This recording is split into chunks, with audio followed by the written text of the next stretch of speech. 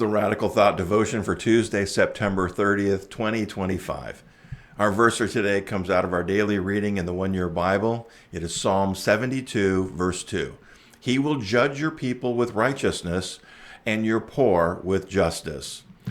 This psalm, as well as most psalms, are written like prayers or sung like songs. And so you often can look at them in that way. And I've always liked the idea of seeing the psalms as prayers.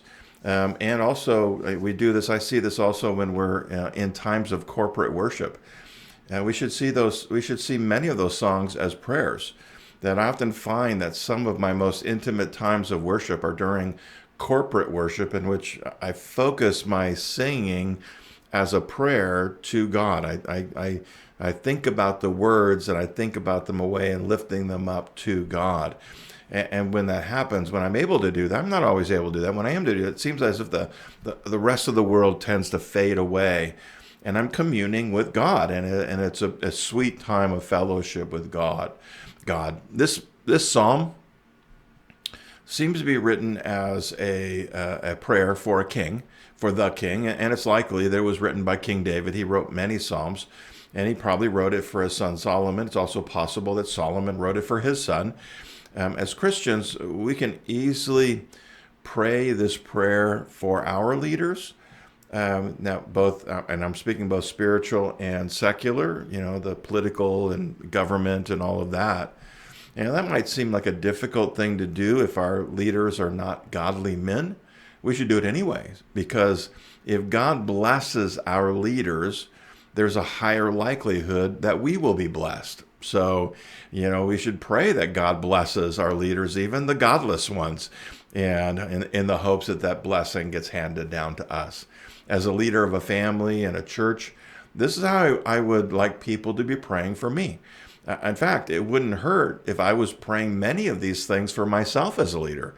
Today's verse is a great example. It is God's desire that I should judge people in the right way.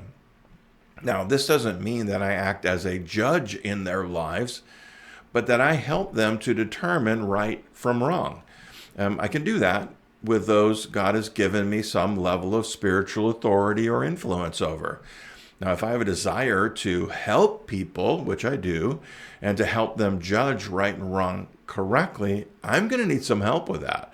I need the righteous judge to guide me in those things. In my own ability, I am unlikely to do the right thing every single time. In fact, I am thankful if I stumble upon the right thing occasionally.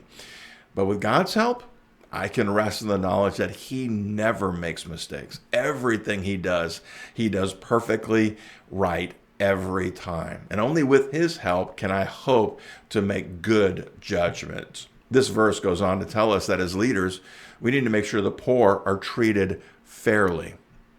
Now, God calls us to be defenders of those who are not able to defend themselves. Now, that means that we should never do anything to take advantage of or abuse those who are less fortunate than ourselves. But the issue for me, as I was reading this, is in that part of the verse is the word fairly or justly. Who determines what is fair? Who determines what is right? Is it me, or is it the poor person that I'm trying to help? Now, only God can determine what is right and fair. And so that's why we need to pray for ourselves what this psalm says, as well as encourage others to pray for this for us. We need to let the Holy Spirit lead us to the right treatment of others, because if you ask one person how they want to be treated, that may be contrary to what God would want for them. And so we need to let God tell us. Jesus told the disciples that they would always have the poor among them. Treating the poor fairly does not mean meeting all their needs so they're not poor anymore. For some, God might lead us to extravagant forms of help. To others, He might direct us to withhold assistance, and he probably won't tell us either way why He's doing that. Of course, if we have any doubt, we should always err on the side of grace.